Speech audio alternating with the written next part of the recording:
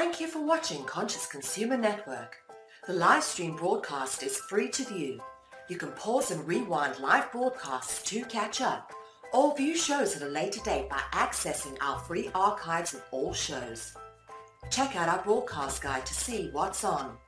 You can show your support by donating to our network support fund. Follow us on Facebook and Twitter, or subscribe to the monthly newsletter for updates.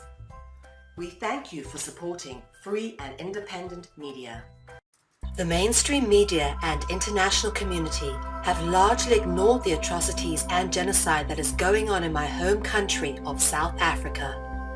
As economic refugees living abroad, we as independent media fight to expose the truth and find solutions for the many suffering and impoverished people still stuck in South Africa. This is Stop South African Genocide, hosted by Mel V and Karen Smith, live on CCN. Hi everybody, my name is Mel V, coming to you live from Conscious Consumer Network headquarters here in Portugal. As always, it is great to be with you for our scheduled broadcast of Stop South African Genocide. And as always, I'm joined with my gracious co-host, the amazing Karen Smith, all the way from Texas. And of course, our guest today, Alex, thank you so much for joining us. It's a pleasure to have you with us on the show. Hey, well, thank you guys both very much for having me. It's my pleasure. Hi, Alex. It's really great to have you here. And I personally wanted to extend my thanks to you for writing for such a long time so many articles about the situation in South Africa, because so few people are willing to even look at it. Now, I know you lived in South Africa. Could you tell us a little bit about that? Sure. Well, it's kind of a random story. It almost doesn't even make sense. But on the day of my 18th birthday, I came into some money that I had earned when I was younger as an actor. And I wasn't in school. I had been kicked out of school. I didn't have really anything important going on. I had some friends from South Africa who I knew from living in Switzerland. And I just decided that it would be a fun thing. So literally on the day of my 18th birthday, when I got access to my cash, I bought a plane ticket. Flew down to South Africa, bought a car, rented an apartment on the beach, and just really weird story. And then I stayed until I didn't have enough money in the bank account anymore for for them to renew my visa, and so then I had to leave. But during my time there, I really got to love South Africa, the people of South Africa, the different cultures in South Africa. And I was young and dumb at the time, so I probably would have done things a little differently if I went down there at this age in my life. But I developed a passion for South Africa and for the people there, and I kind of got an insight into what was going on that I don't think an outsider who's never been there, who's never experienced it, would understand. And then, it was probably, almost 10 years after I was there, maybe not quite that long, but maybe 7 or 8 years after I was there, that I started getting information from other South Africans. I had started writing journalism by that time, and I was writing for different newspapers and magazines. And people started getting in touch with me, and I started hearing from friends in South Africa, hey, things are not going very well. Nobody's talking about it. Will you look into this? And so I decided to start doing that. And I think my first big article, came out in 2011 or 2012, if I'm not mistaken. And when I started doing the research for that was right around the time that Gregory Stanton of Genocide Watch had gone to do a fact-finding investigation. And, I had heard rumors. I knew things were bad. I knew there was crime off the charts. I even knew about the farm murders. It's pretty well known. But I didn't realize until hearing Dr. Stanton the scope of the problem. And, when he talked about the government links, then I started kind of connecting dots in my head. Oh, yeah, they're always singing these songs about, bring me my machine gun. We're going to shoot all the Boers. Like, wow, this is crazy. And so, I just realized that something had to be written. And unfortunately, the American people, and really not the American people, but the American people are guilty by extension for allowing their leaders to do this. But the American government played a big role in it. And so, to some extent, I think the American people need to wake up and see what their government leaders helped contribute to. And so now we have a responsibility to, help fix the mess that we made. And I'm never an advocate for the U.S. government going overseas and, doing things, meddling in other countries. But when you make a big mess, you got to play some role in helping to fix it. So. Well, Alex, the latest crime figures came out today. Now, you know as well as I do that the figures reported by the government are doubtful, extremely doubtful, because 2 years back what they did was they took government crime figures and compared them to the mortuary figures.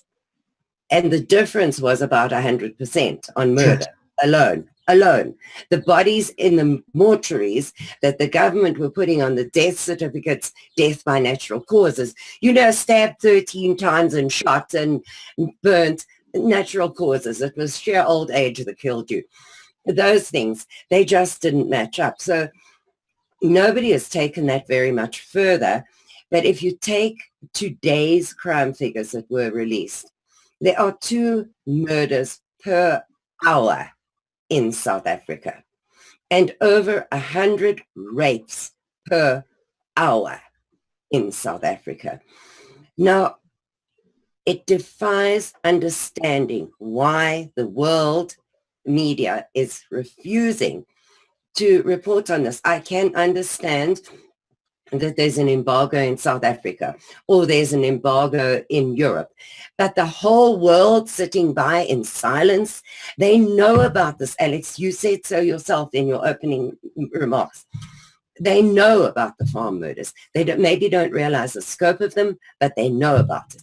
The United States did a joint military exercise in South Africa about 6 weeks ago. They have an embassy in South Africa. They know what is going on there. Why then is everybody turning their back on these horrific murders in South Africa and absolutely refusing to report on it? I think there's actually, and it's just my opinion, but I think there's actually several different factors at work here. I think, with the media, a big part of it is, they played a role in bringing this about. The American media, the European media, they played a big role in causing the situation that South Africa is now dealing with. They promoted, actual communist terrorists by any definition of the term communist, member of the Communist Party, and terrorists, murdering women and children to advance a political cause. By any definition, the ones who the Western media was supporting were communist terrorists. And so now we're seeing the handiwork, and they don't want to admit responsibility. Nobody wants to admit that they've done something stupid or that they've done something embarrassing, or worse, that they've done something that's caused a country to implode and is causing mass murders and rapes and so on. So I think on the one hand, they're hesitant to admit their role in this. On the other, they're trying to bring about a similar situation in the United States and in Europe, and it would probably interfere a lot with their plans if people realize, hey, they tried this before in South Africa, and it didn't work well, right? It's resulted in this horror show that we see right now. I think there's some sense that everybody is just terrified of being labeled with a bad word. They call Donald Trump a racist, a sexist, a homophobe, Islamophobe, every kind of silly label you can think of. And it's losing a lot of its sting because people realize now that they're just calling everybody that for no reason when there's no evidence. But still, there's a lot of paranoia, especially among the liberal elites who run the newspapers and the TV shows and so on, of maybe being associated with something like that. And finally, I think there is an organized effort, and this is not even my opinion. I mean, we have tons of documentation, tons of evidence that this is occurring. That there's people who want to set up, they really want to fundamentally transform. Obama said he wanted to fundamentally transform the United States, and they want to set up this global system. They've told us about it. They go on television and talk about it. And when you realize what's happened in South Africa and that they plan something similar for the world, people would recoil in horror. So as long as nobody knows what's going on down there, it's much easier to continue selling similar policies, similar people to the American people and to the people of Europe. And so I think that's the kind of confluence of factors at work here. And, I've been encouraged that there has been some growing level of attention. And it's all happened, I think, because of the alternative media. It's had to bypass all of the establishment media channels. But just recently, Breitbart had picked it up. Some of the big newspapers right. So I mean, that was a good development. And then Breitbart is a very influential media outlet. You had the Australian, I believe it was, or some big newspaper in Australia. I can't remember which one, but a guy called Frank. I don't even remember his last name, but the mainstream Journal was reporting on some of the farm murders. It's been, appearing in some of the British papers now, the Daily Mail. So I think there's going to come a point where they can no longer conceal it. I mean, if you go on YouTube, you see, people like Stephen Molyneux. If you go on, InfoWars has been talking about this for quite some time. So there are tens of millions, maybe hundreds of millions of people who are aware of what's happening. And, the more they try to conceal it, the mainstream media, if you will, and I really think that's a bad term. They're really mainstream about them. But, the more they try to conceal that, the worse they're going to look. So I think at some point they're going to have to report on what's going on. They'll probably try to put their spin on it. And I think we're moving in that direction. It's just very sad that, so many people have to die in the interim. So much horror has to take place before, people will finally wake up and do their job and report on what's happening around the world. Yeah, Mel and I have been doing this for almost as long as you have, and it's scary that no matter how great our efforts are, I was on 700 other shows apart from my own in the last 2 years. And that was encouraging. But the problem there is you do one show with the people and then they move on, because the attention span is so small. So we're not hammering the people constantly with our story. They hear about it, they're all shocked, there are a dozen comments, and then we move on to something else. And so it's kind of dispiriting that you work so hard with very little result. Yes, I have seen results recently because a bunch of us, and I mean a bunch of us all over the world, have bombarded Breitbart because we're hoping that through Breitbart we can get to President Trump because of the Bannon connection there. So that is kind of the hope there. So lots of us, and I mean lots of us, have bombarded Breitbart until they wrote that article. InfoWars, yes, recently they did a couple of things with Statelanders, but that took practically an act of parliament to make them pay attention. Really, it's scary that you just...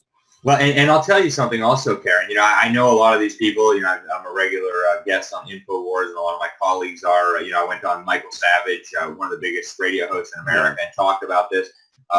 He's got 5-10 million listeners. So I don't think it's that they're not interested. It's that the problem is, there's so many things going on, and this is especially true for America. I grew up overseas my entire life. I'm only just settling into America, and I'm still overseas an awful lot. But Americans are very concerned with what happens in America, and I think right now they have good reason to be, because America is under siege. The President of the United States is under siege. There are people who want to literally destroy this country, bring down this country, and so. And it's not a defense of ignoring what's going on in other places, but South Africa just seems so far removed, so remote. And, when you have the same people that destroyed South Africa trying to destroy your country, you're worried about your own country and your own survival, and you don't really have time to worry about the problems that other people have. And, that's not to excuse the lack of attention that's been given. I think it's shameful that so little has been reported on South Africa all these years, despite what's going on there. And, I think there's also a lack of understanding about the relationship between the Afrikaners and South Africans and America. Americans don't think of the Afrikaner people as their cousins, as their siblings. The American people have more in common with the Afrikaner than any other people in the world. There's a fantastic book that lays this all out, Amabulu, The Birth and Death of the Second America. There's no people in the world who have as close a connection as the Afrikaners to the American people, not even the British. In fact, we're much closer, in our history and our culture to the Afrikaner than we are with the British. We both fought the British, right? Because the British were oppressing us. Yeah. And so there's a lack of understanding about that. So, for most Americans who hear about that, oh, yeah, well, that's just, some third world country far away and, what a mess. But, hey, our country's being destroyed. We better focus on this. So I think that's probably part of the problem. But I have been encouraged to see more coverage of this. And I think we are going to get more coverage. I think, the cat is out of the bag, so to speak. It's not going to go back in the bag. So now as more people learn about this, as more journalists hear about what's happening, they're not going to be able to conceal it forever. But, they're trying hard. So. I do think, however, that this FBI and UK intelligence operation at the moment, looking into the state capture by the Guptas and the 783 criminal cases against President Zuma, I do think that that is going to make a difference. And the ANC are not doing themselves any favors by attacking busloads of tourists from Holland, etc., etc. Those things cannot be kept hidden because their own countries report on it. So my hope is that this FBI investigation, which apparently is going to be very broad-based, will make some impact on the news. But, you know, investigating criminal financial things is not drawing attention to the murders. And somehow they seem to manage to talk about one thing as if it's in isolation from the rest. So they can talk about a corrupt government, etc., but they still don't mention the murders. And that is, it's just craziness to me, because you need to look at the bigger picture. And for me, if the world had been paying attention to South Africa, you may have been able to stop some of what's happening in your own countries by stopping it there first, because that was the blueprint for the rest of the world. That's exactly right. And, you know, I tell people this all the time. South Africa is the canary in the coal mine, so to speak.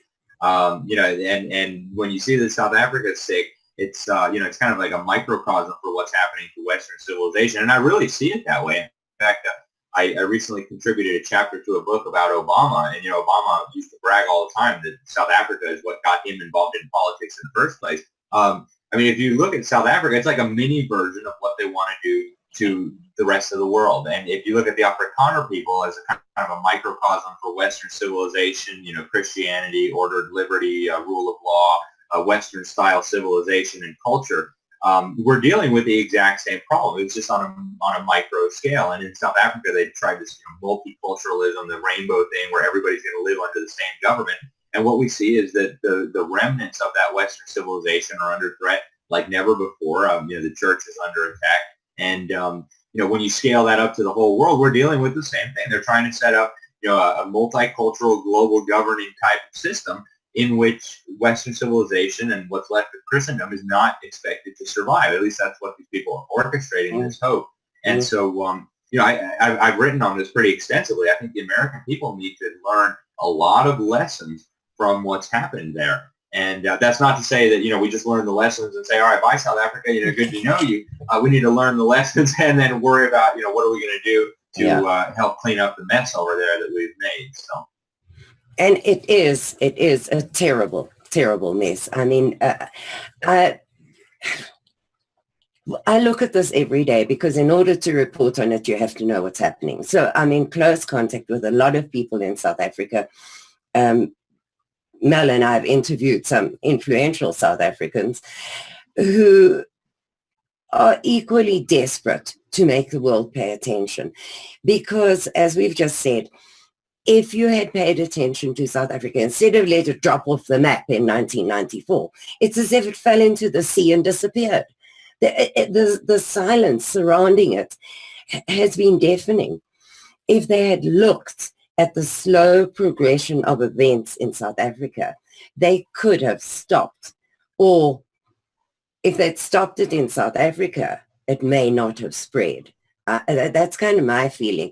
Oh, absolutely. You're 100% right, Karen. And you know what? One of the magazines that I write for most often, the New American, I'm a foreign correspondent there, and that's where a lot of my work on South Africa has appeared. If you go back and read what the New American was writing in the late 80s, in the early 90s, I mean, you would say that William Jasper, my colleague, must have had some kind of crystal ball to see the future, because he predicted exactly what was going to happen, and we're watching it play out now. So it didn't take a brain surgeon to figure out what was going on, or a rocket scientist. I mean, it was very obvious to anybody who was putting the pieces together where this was all going, what the forces behind it were trying to achieve, and what the end result was going to be. And in fact, the John Birch Society, the parent organization of the New American magazine, actually brought a number of South Africans over here and put them on a speaking tour, including Mayor Linda. I think he was one of the black African tribe leaders, a mayor of some big municipality, explaining, hey, the ANC is a crazy communist terrorist organization. You guys would be insane to leave them in charge of South Africa. And, it was very obvious where this was all going to go. So this is not a mystery. But you're right. The coverage has completely fallen away. And that's because they don't want people to see what their handiwork has accomplished. I mean, it's like the little kid who breaks a vase and then tries to sweep up the vase real quick so that mommy and daddy won't see it, right? Well, that's exactly what we're seeing here. They broke it, and now they don't want to let people know that they played such a big role in breaking it. And the difference is that, rather than a vase and broken glass, we're dealing with broken lives and murdered people and tortured people and a destroyed nation and a destroyed culture. And, it's just tragic beyond belief. But, I do think that the word is getting out now. I think there's many people, including in the Trump administration, who know what's going on. Unfortunately, you mentioned the military exercise. I happen to know that a lot of Obama holdovers are still operating in the Defense Department and the State Department, including on the desks dealing with sub-Saharan Africa. And so I think that's a big part of the problem.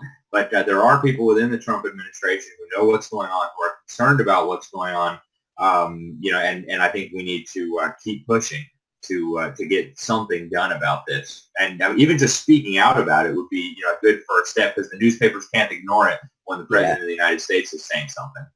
Yeah, that is kind of the hope of all South Africans, because I've been watching since Trump was elected, and that was the greatest hope, that he would turn things around. Now, we all know that there's no white knight going to arrive in South Africa to save them. They have to do something to help themselves. We all know that. I mean,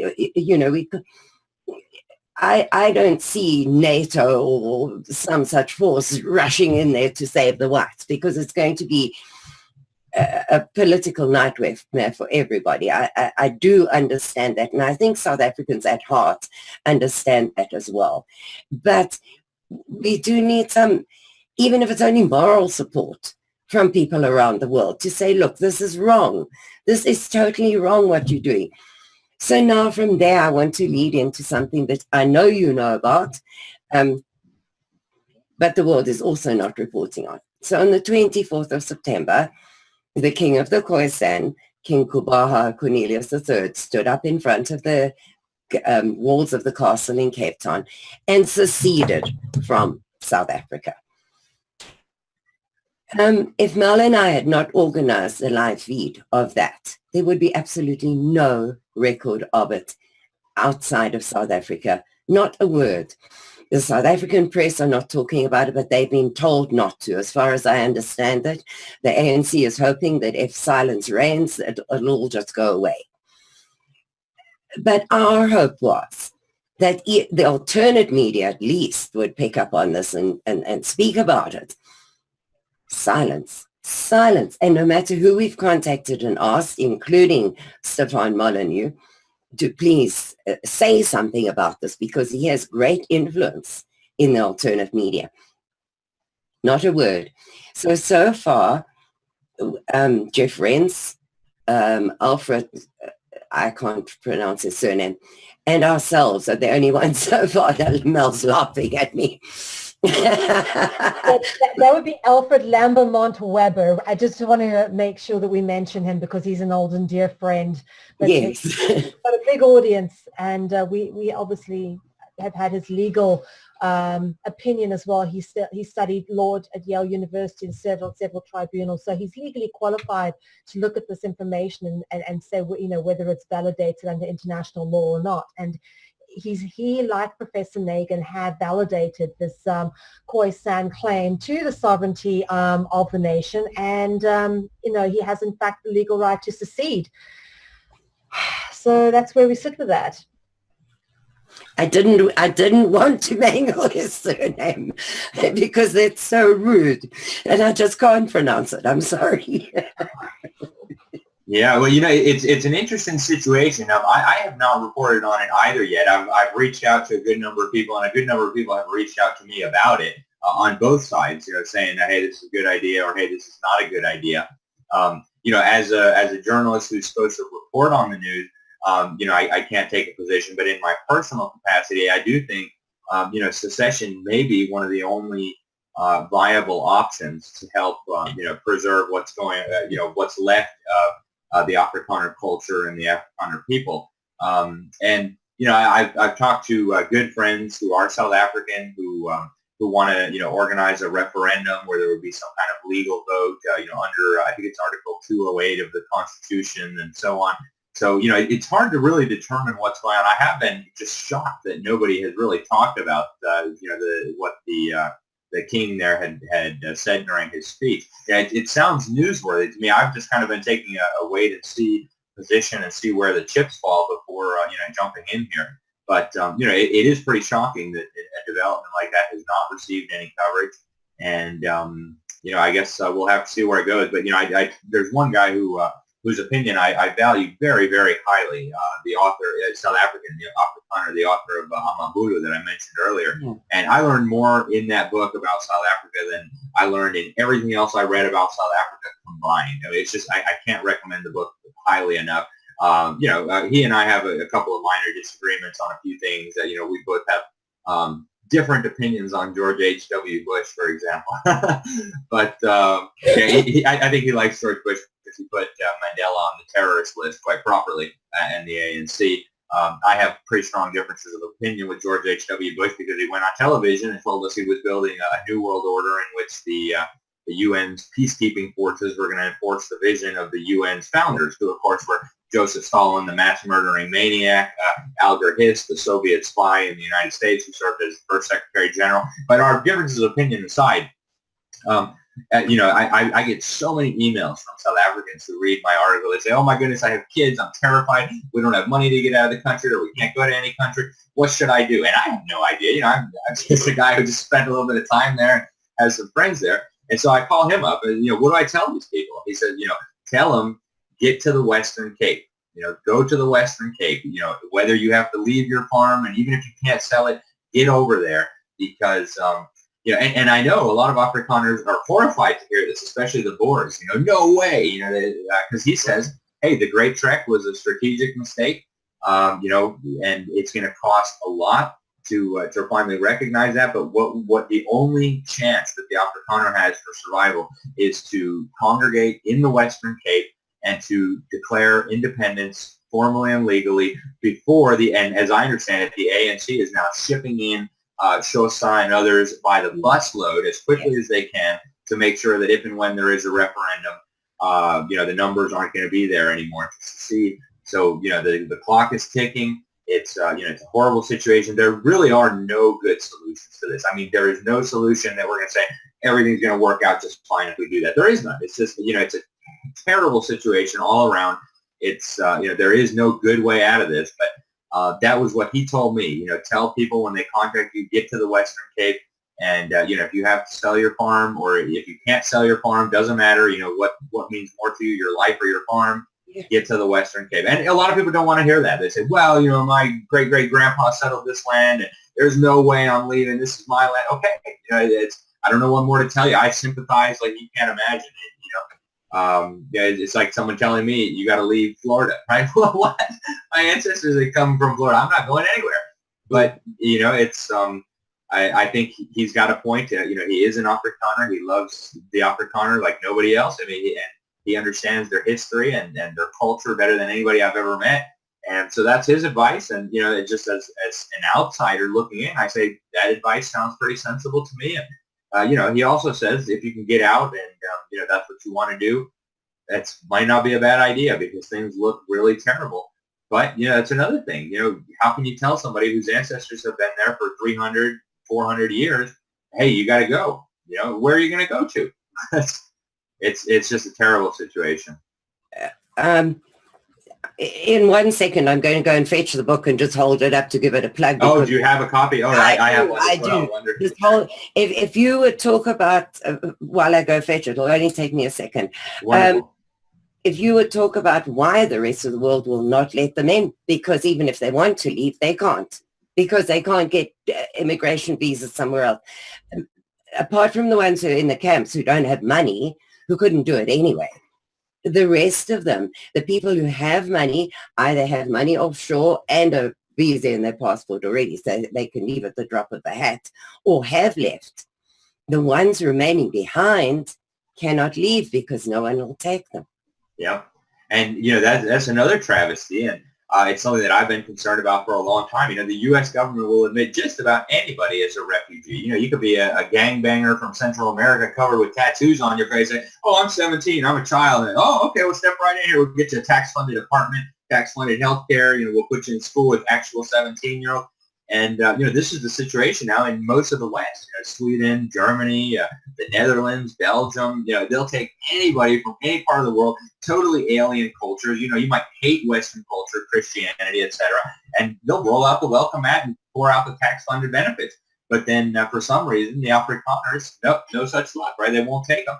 And I think that's just an absolute injustice. And, I know some Afrikaners will say, well, why are you saying that, Alex? If people could leave, they would. And then, the Afrikaner people would die out. They would just go and die out and be spread out among the rest of the world. And, okay, but there are people who have kids who want to get out. They are persecuted. There's no question about it. They are at a significant risk of having something happen to them. And, if anybody deserves refugee status here in the United States, I would say it's, the embattled Afrikaner farmers up in the northwest of South Africa who are facing just horror and brutality and torture and violence and mass murder, and a president who goes and sings songs about murdering you with machine guns because of your ethnicity. And they would fit right in America. I mean, they're practically Americans. They speak Afrikaans, okay, but they're Christian. They're American in the sense that, Americans left from Europe because we wanted religious freedom. We left from Europe because we didn't want to be oppressed by the monarchs of Europe. We fought the British because we didn't want to be part of the crazy British Empire. And, we have a lot in common. They would make wonderful Americans. They'd be better Americans than most Americans. And it's sad to say that, but they would be. And so if anybody should be welcome here, I would say it's them. But unfortunately, to admit them would be to admit that, hey, we totally destroyed South Africa. We are partly responsible for the decimation of a people, of a nation, and nobody wants to admit that. Mm. And did you see that Canada turned down the application of a family last week or the week before, saying that they are using racist excuses for their application? So essentially what Canada has said is that everything that we're talking about right now is a lie. If you're saying we are racist, there is no truth to it, and these people must go back to South Africa. That is absolutely insane. I mean, you can go on YouTube right now and you can find a video of Jacob Zuma singing, "Bring me my machine gun, we're going to shoot the Boer." Yes. And, his fake sign language interpreter gesticulating and the troops doing some kind of weird dance. Any other country in the entire world, if you had the president singing songs about exterminating a minority group, everybody in the world would recognize that something is wrong here. Yes. And yet it only, when it's in this situation, when it's the ANC president who we helped put in power singing about exterminating, Christian, Western-minded people, then suddenly we have to turn our eyes away and pretend like that's not happening. That is absolutely disgraceful, and that is absolutely shameful. And I'm the first one to be concerned about, genocides of any kind of people. Just earlier this week, I was writing about Mugabe exterminating the Ndebele people in South Zimbabwe. So, and in Libya, they were exterminating black Africans. They were putting them in cages and shoving flags down their throat, saying that they were, mercenaries of Libya.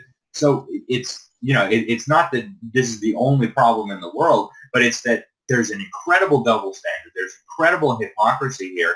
And to say that, we can't pay attention to that one because, he's the ANC and the ANC is saints and the Afrikaners are white, and so we can't mention anything about that. But, that is shameful, that is racist, and that's disgusting. And, anybody who says that, I think it needs to really examine their beliefs and their hearts. What's their problem? Yeah. So there's the book that you're talking about. Yeah, I have a copy as well. It's an incredible book.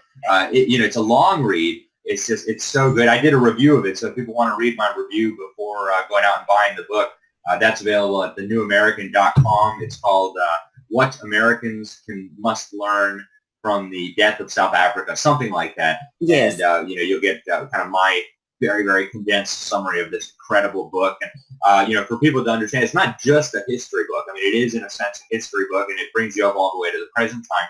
But it also interweaves these incredible personal stories from Harry Bouyen's family. You know, they settled there, some of them hundreds and hundreds of years ago. And so he traces the lives of his ancestors and what they did and where they went. And you just get this marvelous, beautiful picture of this incredible people, this incredible nation that settled in South Africa and, you know, tried to build civilization there and to spread the gospel and to, you know, farm the land and find religious freedom. You know, the Huguenots, for example, were just being massacred in France. They wanted religious freedom. And it puts to bed so many of the myths that are fundamental to, you know, what's happened and what's happening. And, you know, once those myths are destroyed, all of the pretext for what's happening disappears. And so that's why I encourage people, you know, read that book and get familiar with the history. There's one other one. I don't know if you've read it, Bulala. I have not read that. Oh, you have to. That is my Bible. That book is battered and bent. It's got Post-it notes all over it. I use it. I use it for everything because Kieran Elgin writes eloquently and beautifully. It's such a wonderful. It's almost a novel. It's not like reading history at all. It's a fascinating book. I can't wait for his follow-up. I keep prodding him, you know, when we're getting the next book. But you must read it, Alex. It's not as big as that. I tried to read that just after my surgery and I couldn't even hold the book up. It's such a big, heavy book. But Bulala is the most incredible book on South African history, and it also puts a lot of the lies to rest, because the world has been told an incredible number of lies about white South Africans, about the history of South Africa, about us stealing land and dispossessing the blacks and murdering them in their thousands. And all of those things were addressed in the Reconciliation Commission led by Archbishop Desmond Tutu. I mean, their own numbers, their own reports put the lie to all of these stories about oppressing and murdering thousands upon thousands of black people. But people don't know. And I don't know whether it's because they don't want to know or because it's easier to just say, well, we deserve what's happening now without looking at the lies that they've been told. I don't know what the reasoning is behind it. But if people just did a little bit of investigation, they would find out that people like Mel and myself, white South Africans, are not monsters. We don't have dripping fangs and we don't have horns and we don't run out in the street with knotted ropes and drag black people behind our vehicles.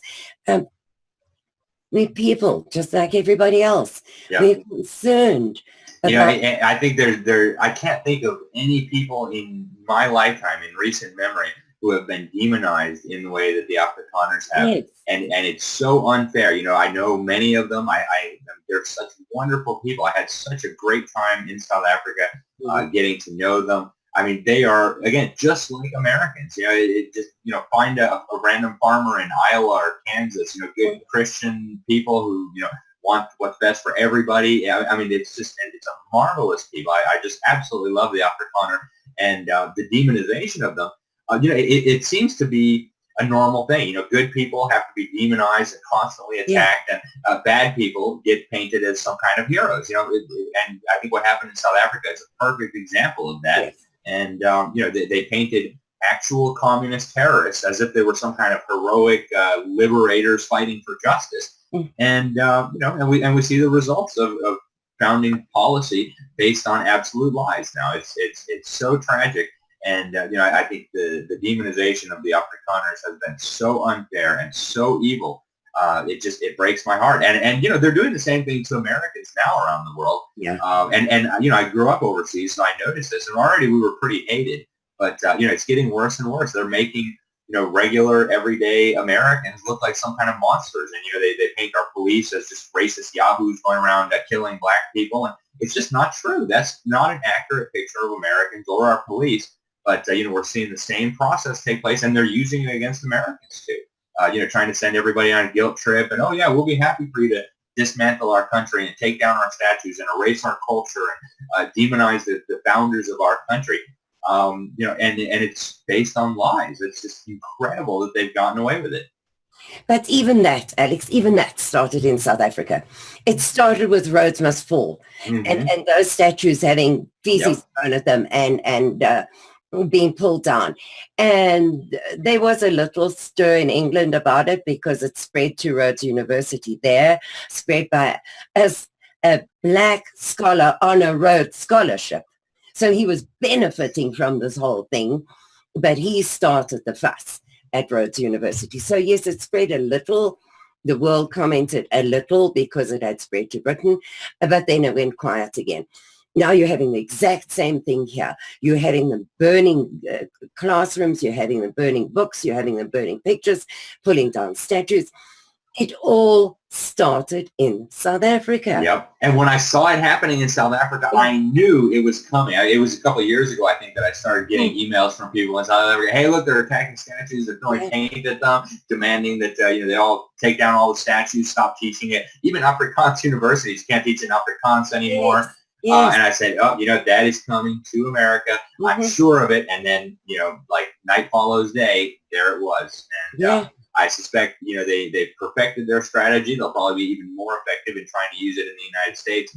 But we have a new additional thing on our side, which is the internet. So, now there's a way to get the truth out. And I think a lot of people in the United States are waking up to this. And it's causing them to wake up to a whole lot more as well. So I think there's, it's a double-edged sword for them. I think the lies are being exposed and the media has lost all its credibility. So, there are some encouraging signs on the horizon here too. But too slow for white South Africans. I really think it's too slow for them because there are three threats at the moment that are of real concern. The law about taking away confiscation it's literally confiscation of land without any compensation. Now that is being held up in the courts at the moment. But because it's being held up, Black Land First, the ANC and the EFF are saying, well, we are coming for white land from the 31st of December by any means necessary. You know what that means, and I know what that means. And it doesn't just mean farmers. It means your business, your residential property, anything you own. So there's that threat. And 31st of December is not far off. It's not far off. So it's scary.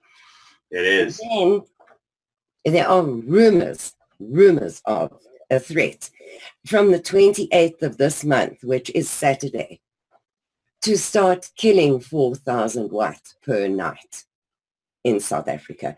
Now, I don't have documented proof of that, but I have well-respected people who have been telling me about that. Now, murder threats of that huge amount are probably overstated a little. But if you already have 2 murders a day and the white people are so scattered and over 4,000 farmers have been tortured to death and over 85,000 white people have been tortured to death in the last 20 years, is it so far-fetched to say that this uhuru that they have been planning for the last 20 years is not going to happen from Saturday? I'm not putting my head on the block that that's what's going to happen. I'm simply reporting on stories, rumors, and fears that are out there. And So- I don't think it's outside the realm of possibility, Karen. No. I mean, if you read these documents that the ANC and the South African Communist Party have put together on the, the National Democratic Revolution, they talk about a process that needs to happen in stages. I heard recently the analogy, and it's widely used in other contexts as well. But when you boil a frog, if you put him in boiling water, he's going to jump right out. So you got to boil slowly, so that he'll be cooked before he realizes what's happening. So I think there's some element to that. But at some point, I think once they feel that things are in place, I don't think it's out of the question that you could have the start of mass killings. And you have the president of the country singing genocide songs. Yeah. I mean, that is a very dangerous situation where you dehumanize and demonize a minority group within a country. And you've blamed all the problems in the country on that minority group, and it's very easy for things to spiral out of control. When you look at the rhetoric of people like Julius Malema of the EFF and these Black First, Land First activists who just openly, I see them on Twitter. They talk about, hey, let's go burn down the farms, let's go kill white people, just openly like that. It's it's not unreasonable to have concerns about this spiraling out of control and, just leaving, this kind of crazy orgy of violence. I think people need to be very, very concerned. And, I tell people, make sure you're taking care of your own security. Make sure you have emergency plans. You can't rely on the police to protect you. And I say that even in America, where the police are still very good and very decent and honorable for the most part. How much so in South Africa, where half more maybe of the police are brainwashed into the same kind of dehumanization and victimization that they're pushing. It's a very dangerous situation, and I think people should be on alert all the time. Well, when the police and the defense forces guns are being stolen, huh? Yeah, I was trying to think of a really good word for that without saying it, but yes, stolen in their thousands. Yeah. There was a report this morning, that same crime report says that 1,600 and something crimes have been linked to the 2,000 guns stolen from one police station. So that is reported by the police. So can you imagine what the real numbers are, Alex? Yeah, and I've seen photos from some of these farm attacks, caught on CCTV cameras and stuff. Some of these attackers have very sophisticated technology. I mean, they're getting this stuff from a government. These are not just, random criminals looking for cell phones and wallets to steal. These are people who have been armed and trained and prepared. I think we need to be looking at Mr. Mugabe in Zimbabwe and probably elements of the ANC. Yeah, the other day there was this debate in Parliament about the farm murders, and the maniac MP from the ANC, I think he was like the Minister for Education or Higher Education, says, well, bury them alive. I mean, what? Yes. Any other country, if this was happening in any other country, to any other minority group, the whole world would be looking and saying, what is going on here? The double standards and the hypocrisy, as I said before, are just off the charts. And, I think at some point there's going to have to be a proper investigation. Who was supplying the weapons to these people? Who was supplying the training? The cell phone jamming technology. That's not something that you just buy on the civilian market. That came from somebody in a state somewhere. So maybe Zimbabwe, maybe South Africa, who knows? But somebody needs to answer for that. Yeah. Absolutely. And so now talking about Mugabe, I just have to throw this in here. That's not the right moment. But the fact that he was appointed by the United Nations as Goodwill Ambassador. Can you believe it? I believe they've withdrawn it because of the absolute uproar worldwide about it. But can you believe? And we, the white South Africans, are looking to the United Nations for help. Oh, my Lord. If that is a Goodwill Ambassador. Actually, it's funny you mentioned. I just wrote an article about it. I think it was my most recent article. And I encourage people to read it because I touch on all sorts of different things. But I'm not surprised at all. You say, can you believe it? Of course I can believe it. And that's because I know the United Nations. The United Nations is not what we've been told.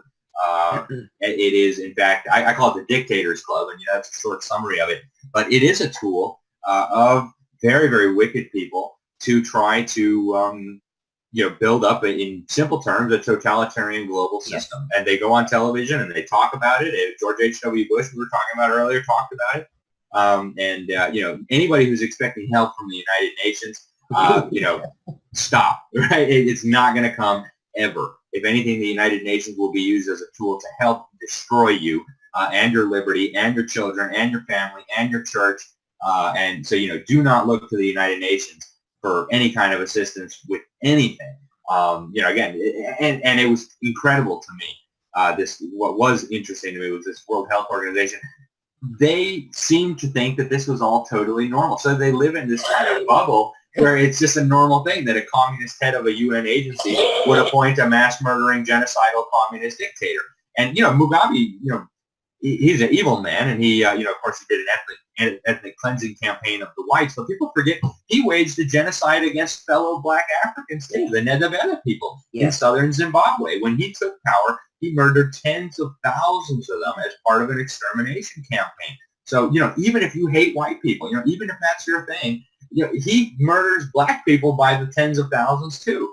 This is a very wicked man, and it's a perfect symbol of the United Nations. And so I'm actually happy they did it because everybody needs to see what this organization is. I just shook my head.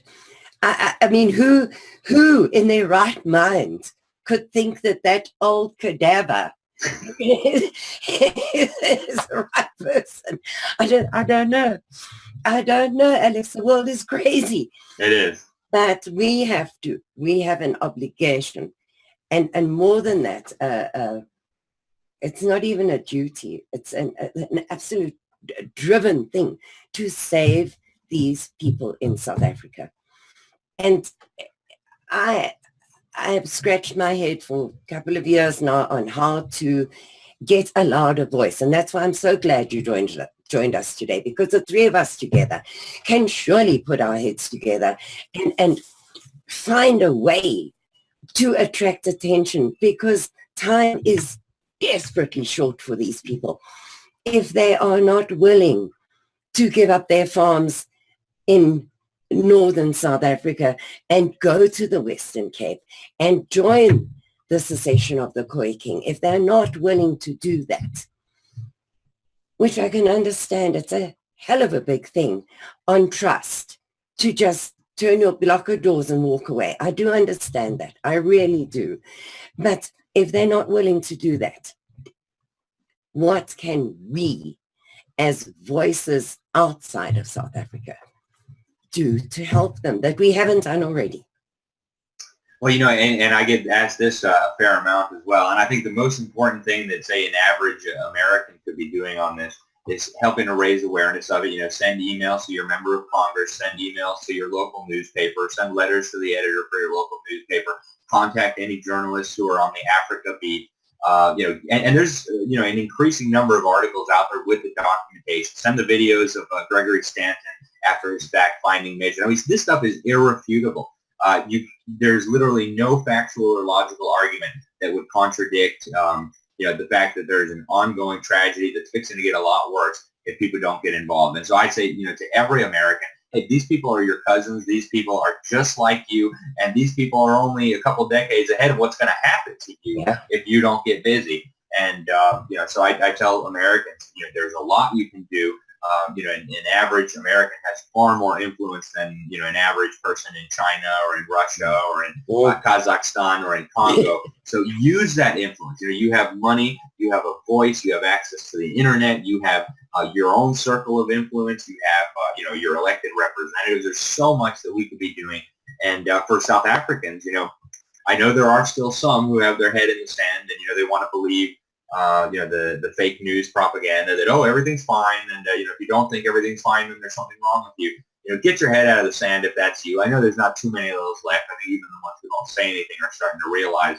But, and think seriously about your future. Are the lives of your kids worth it?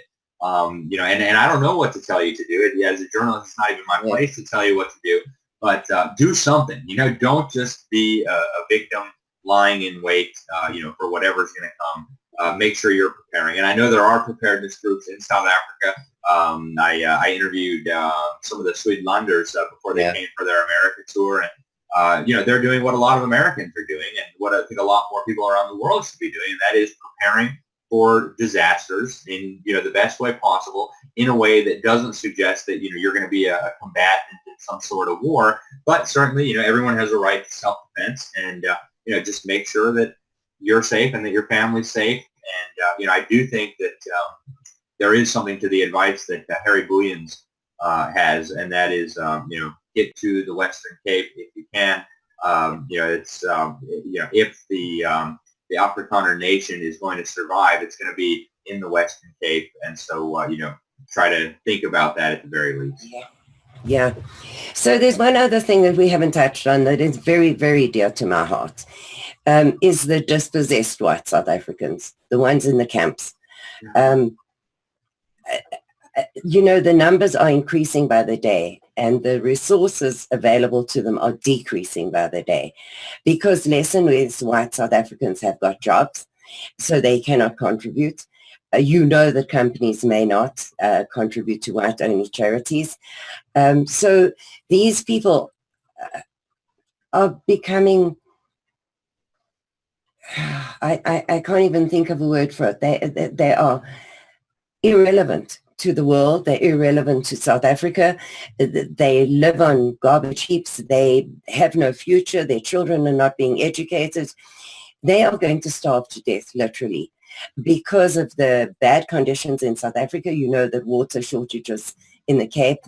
They are having rolling water blackouts, as it were. The water's being turned off in certain areas, certain hours of each day.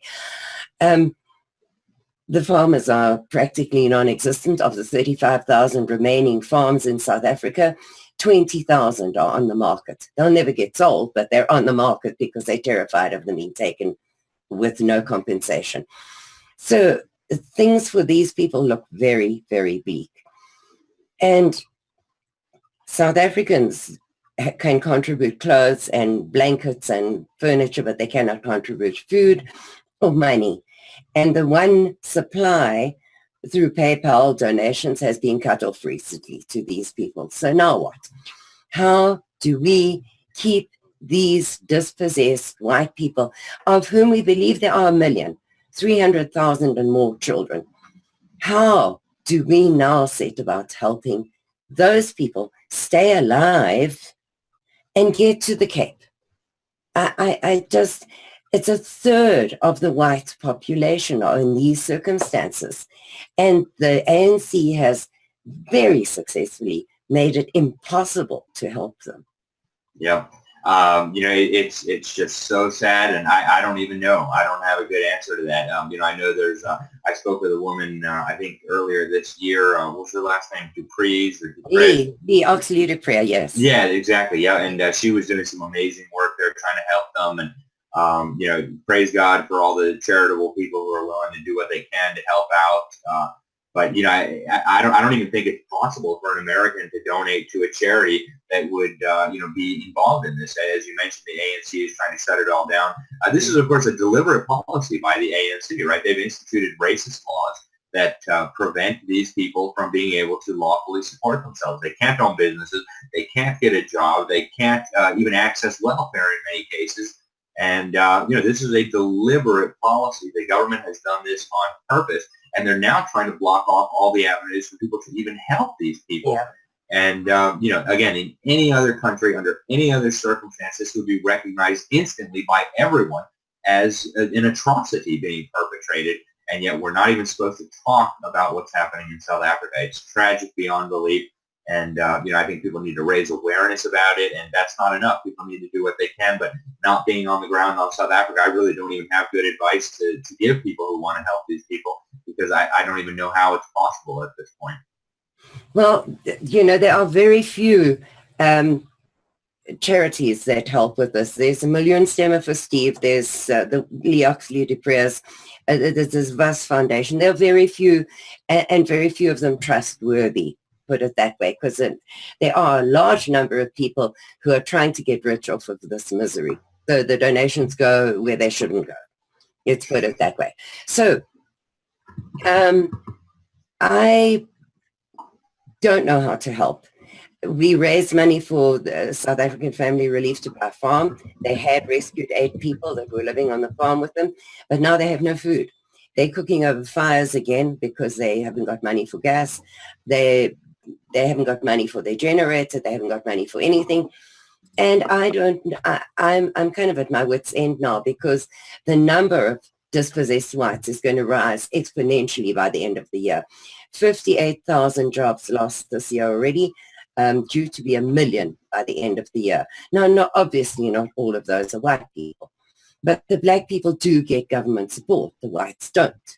So these people are literally condemned to death, in my opinion. Yeah, and there's even more horror stories that go from that. They kidnap these young girls from these camps and put them into sex slavery and trafficking, and I mean it's just horror on top of horror on top of horror, and it's all caused by deliberate government policy. And I hope someday, I know there will be justice eventually, but I hope that there will be justice in this life too. The people who are responsible for this should be held accountable, and the first step to that is making sure that the world knows about it. Well, Alex, once again, I would really like to thank you, because I've followed your work for many years now with admiration, because thank you so much. there are very few people willing to stand up and be counted in this fight. And it's a fight to the death. And I'm very, very grateful for every voice that is willing to do it. And thank you for spending this time with us. I know you only have an hour. Thank you so very much. And I'd like to invite you to come on again at a later date. Well, thank you both so much for having me on. I really appreciate it. It's a pleasure to be with you. I wish I could have been longer. I have another appointment coming up in like 1 minute, but we'll definitely have to do it again at some time soon. So thank you, ladies, so much. Thank you for everything you're doing, and let's keep in touch. Huh? Thank you, Alex. All right. God bless you guys. Thank you, Take guys. care. You too. All right, guys. Thank you very much. That was an amazing, amazing chat to Alex Newman. Very, very interesting indeed to hear his such an articulate perspective. Hey, Karen. He's really spot on. And, you know, for those people who've lived in South Africa and understood our culture to now kind of look at it from the outside in, I think that these are the people who really are communicating the most about it. And Alex obviously fits into that genre, just like you and I. Really interesting stuff. But I'm just going to head off to a break video quickly, and we'll come back and pick up when that's done and carry on with some of the updates that need to be done. If we want to change the world, we must first change the media. Mainstream media exists for the purposes of indoctrination and manipulation of public perception. The world of free and independent media is growing, and with the upsurge in information now available in the public domain, it has never been easier to access free and independent media. The exploration of this information resulted in an experimental project which would provide a fully supported space for researchers, whistleblowers, and seekers of all kinds to express themselves and educate the world. On the 1st of January 2015, Conscious Consumer Network was launched to the world. Nobody thought we would make it this far, but CCN is the longest running free and independent media network of its kind. CCN is a unique collaboration of hearts and souls, bringing you information from different perspectives to educate and inform. Since we started CCN, we have had only one desire: the pursuit of a free, fair, just, sustainable world, and this has not changed. Having overcome many challenges over the last 2 years, CCN is here to stay, and we've got great things lined up for 2017. Help keep CCN on the air by supporting the 2017 Network Support Fund.